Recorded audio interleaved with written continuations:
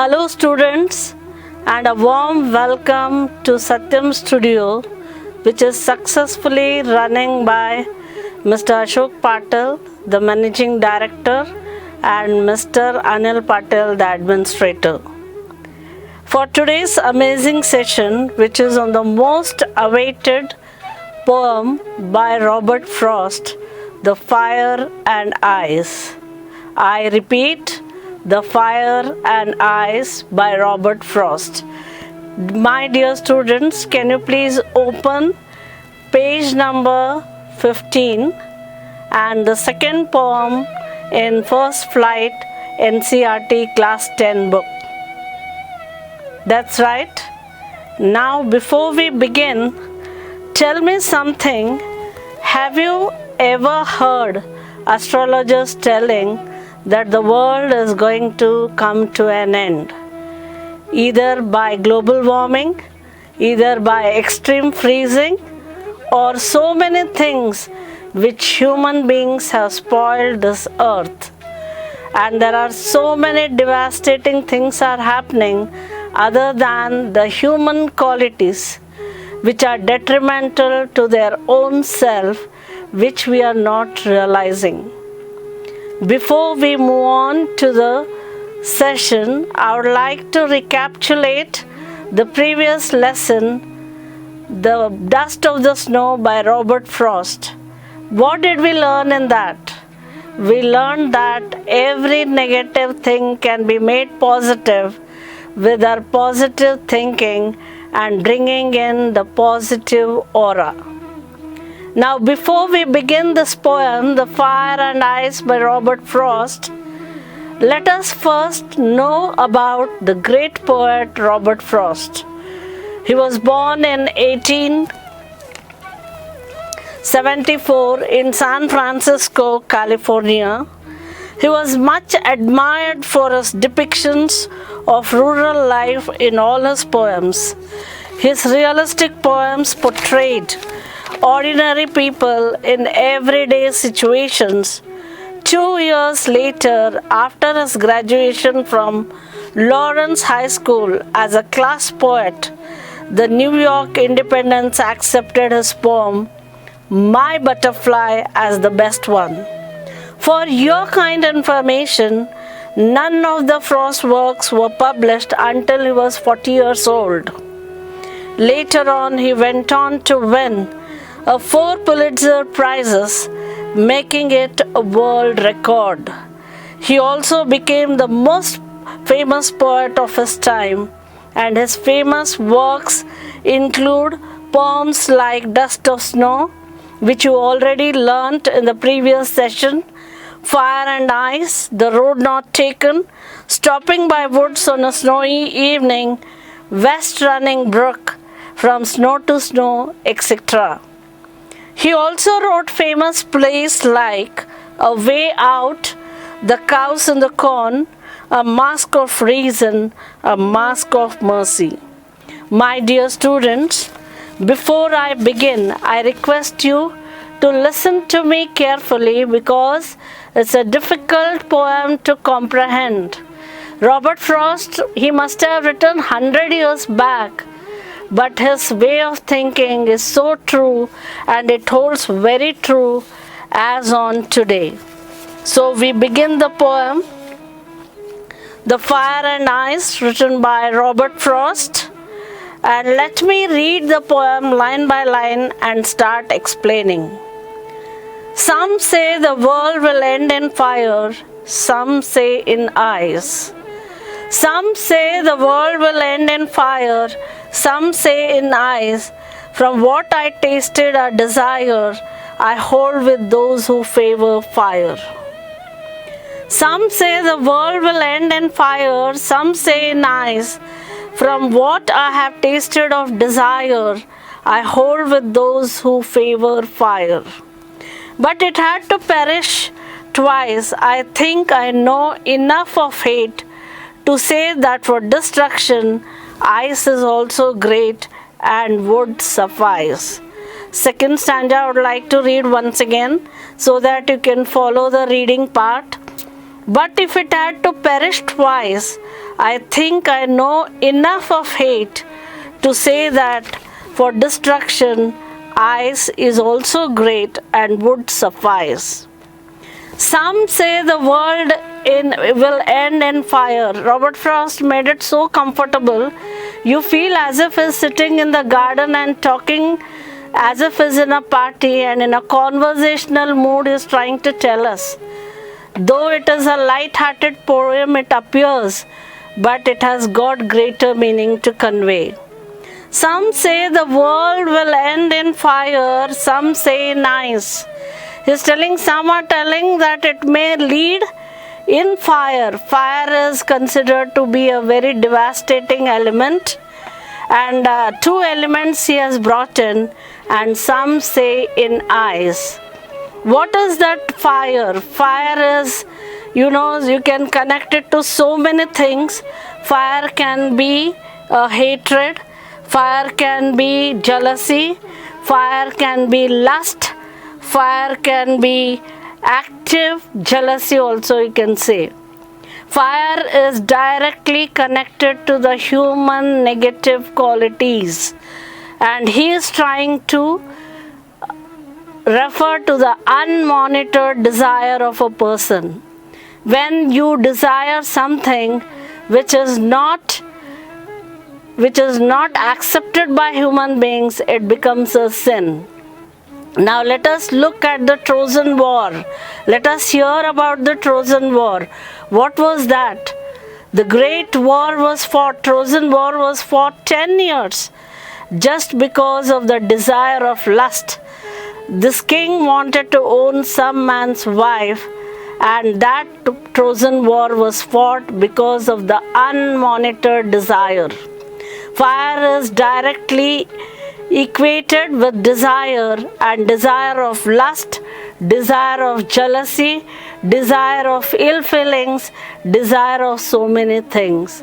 So what is trying to tell? Some say the world will end in fire. He is also equating with global warming.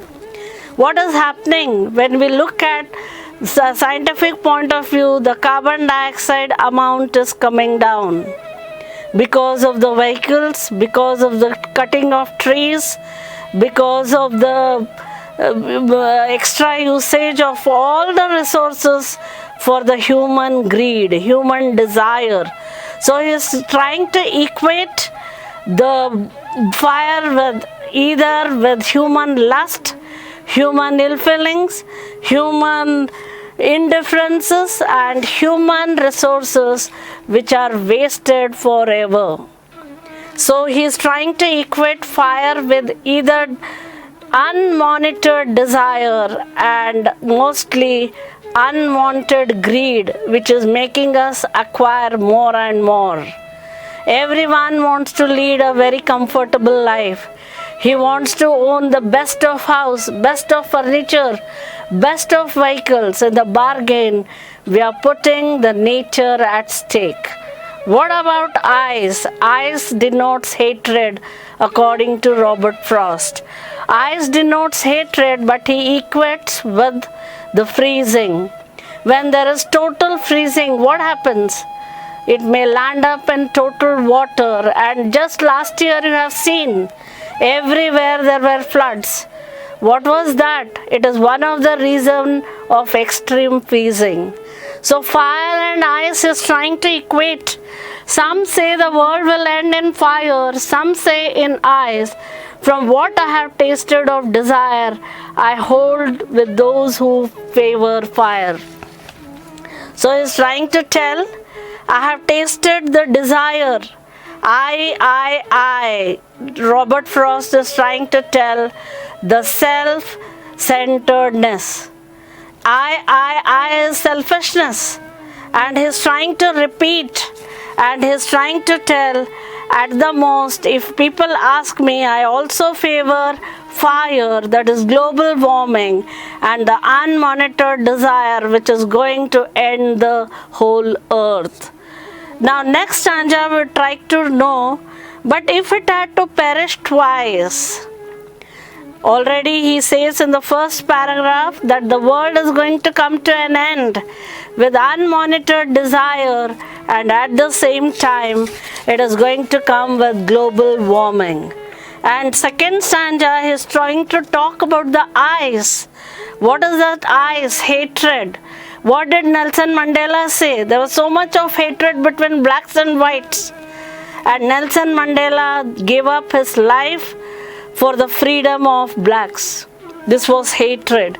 Hatred between caste, hatred between creed, hatred between religion, hatred for friends, envying, and all these unwanted emotions are equated with eyes. I think I know enough of hate to say that for destruction, eyes is also great and would suffice. There's enough of hate in this world.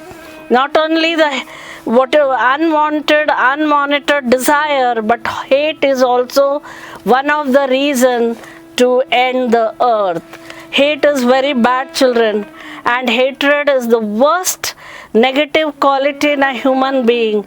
It creates so many ill feelings, it creates so many evils in the society. Murders, and I want to tell you, in the classroom, terrorists are not bred overnight. In the classroom, the children who have negative attitude, hatred for others, they develop all this. So what Robert Frost is trying to tell in the second stanza, but if it had to perish twice, I think enough of hate to say that for destruction, ice is also great and would suffice. Enough is enough. He says hatred is also one of the reasons for whole world to come to an end. How I just now told you, hatred of wars. Due to hatred, wars are being waged, and there's going to be a very big war on water, and there's going to be global warming, and there's going to be, people are saying that the sun is going to die. How it's going to die? There's so much of ecological imbalance. Hatred is creating to acquire something against somebody, and all these evils of the society is making the world come to an end. How beautifully he has equated fire with human unmonitored desire and ice with human hatredness. And here I end the first session. Meet you in the second session with the literary devices used by the great poet Robert Frost. Just now in the first session we heard about the unmonitored desire and the hatred which is equated with ice. My dear children, for your kind information, both fire and ice are equally dangerous. Fire, it denotes global warming, forest fire, bush fire, and so many kinds of fire. And when you compare ice is so many cold wars were fought, and so much of freezing and floods, over scarcity of water and drainage, soil erosion, what not. But here Robert Frost is of course relating with natural disasters, with natural qualities of humankind. Human against human. What is unmonitored desire? Desire for the most selfish purpose. He is trying to acquire others people's property, treasure. What about thieves? What about robberies? What about unwanted accumulation of money, unwanted accumulation of wood, unwanted accumulation of gold, silver? How many examples can I relate? So, fire is unmonitored desire for things which do not belong to you, and ice is mere hatred. Hatred against human beings and that is creating disaster in the world. And Robert Frost says, whether fire or ice, the world is going to come to an end with both these things if the human beings don't try to set themselves right and try to meet their senses. It is high time now. Now coming to the meanings in the poem, and first one is favor. Favor means side, taking side of someone. Desire is a strong feeling of want. Desire is a strong feeling of want, and favor is taking side of someone, and suffice means sufficient. Another meaning can I give you is enough. Now coming to the literary devices used by Robert Frost. Children, Robert Frost was such a brainy poet. He has used so many literary devices in just 9 lines poem with 50 words. If you really count, the poem is just 9 lines with 50 words. And my young friends, let us come to know what are the beautiful literary devices used by the great poet Robert Frost in the poem Fire and Ice. First, let me talk about imagery. What is imagery?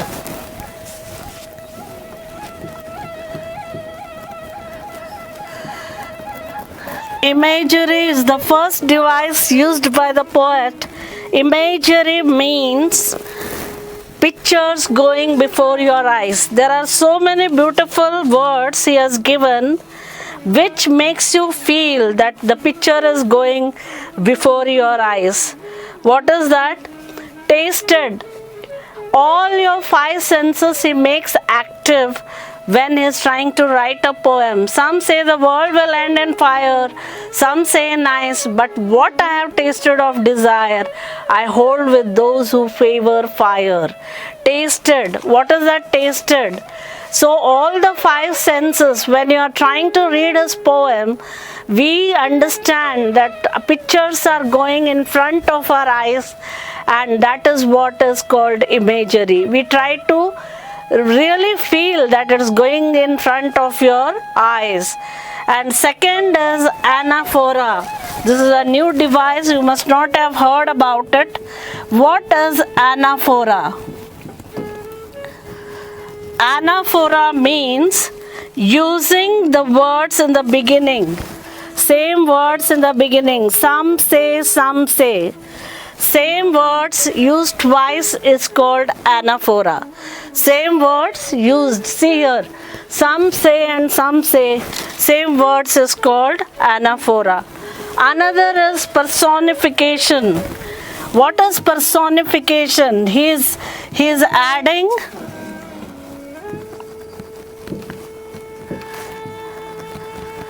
What is personification?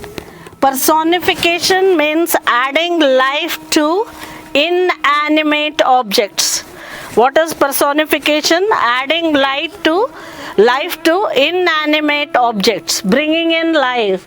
He is giving life to fire and ice. They are acting like human beings in his poem. That's why the third device that he used is personification. Now next is he has used enjambment. What is that enjambment? Children, you can see right from beginning till end. Of course, there's one comma here, that never mind. But continuously this flow of thoughts without any punctuation and pause. Continuous flow of thought without punctuation and pause is the device, literary device, enjambment. And next is we have assonance. What is this assonance? Assonance means repetition of vowels. Repetition of vowel sounds. Where is the assonance? I hold with those who favor fire. I hold with those who favor fire. What are vowels? Vowels are A, E, I, O, U, and here O sound is used. So repetition of vowel sound is called assonance. Next we have alliteration.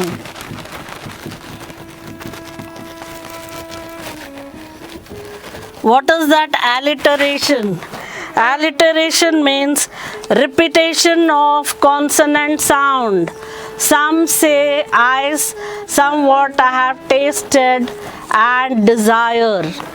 Repetition of consonant sound is called alliteration.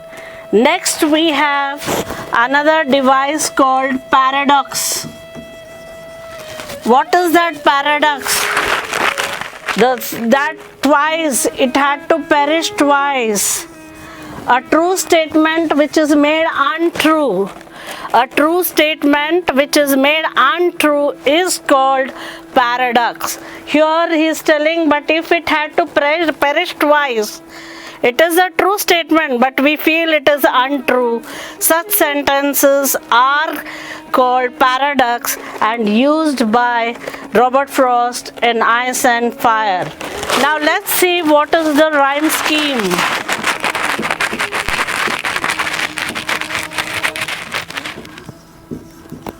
What is the rhyme scheme? Let's see. Fire A, ice B, desire again it's going with A, favor C, again fire, B, perish twice again, which is going with ice B, and next is ice. So here ice and suffice. So when you look at the poem, you find out the rhyme scheme. The rhyme scheme is A, B, A, B, C, and B, C, B. The rhyme scheme is the liking sound, the like sounds which go are here second stanza you don't get A, B, B, C, B, C, B. Fire and desire, just see, and in between there is eyes. Second stanza there is perish twice, see here, eyes twice and suffice. So A, B, C, B, C, B. So you can just look at the poem and try to find out what is the rhyme scheme. Like sounding words which belong to the first group is A, second group is B, and third group is C. You can just write there, you'll try to understand. Now next we would like to come to, let us quickly recapitulate. A quick recapitulation regarding the literary devices used in the poem. Imagery, it is a picture composition in front of your eyes, and the poet is trying to make all your five senses active. When you read the poem, your hearing, taste, smell, everything becomes active and you feel it's happening in front of your eyes. Next device is anaphora. Anaphora means the same words used twice. For example, some say and some say. This is the best example of anaphora in the poem Fire and Ice. Next is personification. The poet has added life to the lifeless things, fire and ice. He has made it alive with his beautiful word composition, fire and ice. He has made it alive. Now next is enjambment. Why enjambment is used? In order to have continuous flow of thoughts without a single punctuation mark in between. One comma is a negligible thing in the second stanza, and the poet would like to continuously talk about fire and ice without giving a break because it dilutes the concept. The poets use this literary device so that they don't dilute the concept. So enjambment is continuous flow of thoughts. Now next is assonance. What is assonance? Assonance is repetition of vowel sound. You have seen just now here, I hold with those who favor fire. O sound is repeated again and again, and that is the best example of assonance. Now next we have alliteration. What is alliteration? Repetition of consonant sounds is called alliteration. Last is paradox. Paradox means true statements which seem to be untrue. For example, perish twice. We feel how world can perish twice. It is a true statement. If human beings are not coming to the senses, it may perish twice. It is a true statement used by the poet, but it is trying to show it as untrue, and that's the best example of paradox. And rhyme scheme is ABA, ABC and BCB. Now let me throw light on the questions that are given in your textbook. Thinking about the poem, can you please look in your textbook so that I can solve these answers? There are many ideas about how the world will end. Do you think the world will end someday? Have you ever thought what would happen if the sun got so hot that it burst or grew older and colder? My answer to this question is, I think the world would someday come to an end. We can say that by looking at the extreme climatic conditions that are going on now. And second sub question asked is, have you ever thought what would happen if the sun got hot and burst? If the sun gets heated, it will start burning. It will start putting an end to vegetation. And if there is extreme heat, you have understood in summer holidays what happens. If there is extreme heat, everything will come to a very annoying situation. And next is, what do fire and ice stand for? Here are some ideas. So there are some words given here. Fire stands for greed, fire stands for conflict, fire stands for avarice. Avarice is another close meaning of hatred. Fire stands for fury. Fury means extreme anger. People say anger is short madness. And cruelty is fire, intolerance is fire, lust is fire, rigidity is fire, hatred is fire. And then what is ice? What are the qualities? Insensitivity. When somebody is suffering, you are very insensitive. Let it be, let them suffer. What I have got to do it. So that is called insensitivity. And coldness is ice, indifference is ice. My dear children, the fourth theorist Robert Frost has brought out, the sun will die. There is going to be a big war, global pandemic which is happening now. We are all at the studio because of global pandemic, you know very well. And last is a comet may strike. Now, trying to summarize the poem, the poet equates fire with unmonitored desire and global warming, and ice, extreme freezing and hatred. Both are detrimental to mankind. They may lead the world to its final path. What do you think? With this tragic note, it is time to think in the words of Robert Frost.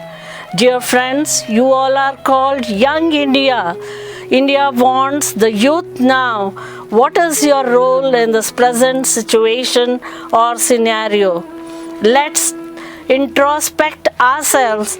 What can we do to the society? How can we eradicate the unmonitored desire and the hatred? And let's make this world a better place to live in with our noble qualities. And now it's time, as young youth, you need to spread the message that to heal the world. How can you heal the world?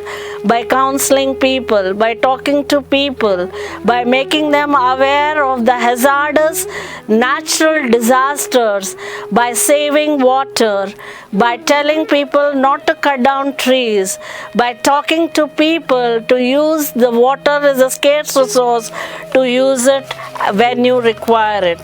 We need to create an aura of positive desire to know God and love mankind. The more you are divine, the far away you are from fire and ice.